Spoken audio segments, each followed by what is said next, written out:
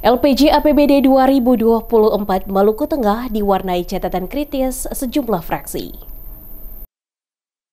Sejumlah catatan penting dan kritis dari masing-masing fraksi mewarnai penutupan rapat paripurna DPRD Kabupaten Maluku Tengah dengan agenda penyampaian akta akhir fraksi terhadap laporan pertanggungjawaban atau LPJ pelaksanaan APBD tahun anggaran 2024 dan nota perhitungan APBD tahun anggaran 2024, Rabu 8 Oktober 2025. Dari total 8 fraksi yang ada di DPRD Maluku Tengah, salah satunya adalah fraksi Gerindra yang menyampaikan sejumlah catatan tegas terhadap LPJ APBD 2024 Kabupaten Maluku Tengah. Melalui juru bicaranya Frans Lupati, fraksi Gerindra menyoroti persoalan peningkatan pendapatan asli daerah. Fraksi ini mendorong pemerintah daerah Maluku Tengah untuk memanfaatkan berbagai potensi dan kegiatan wisata, salah satunya Banda Heritage Festival, guna meningkatkan PAD daerah. Selain itu, fraksi Gerindra juga berharap agar pelaksanaan APBD tahun anggaran 2025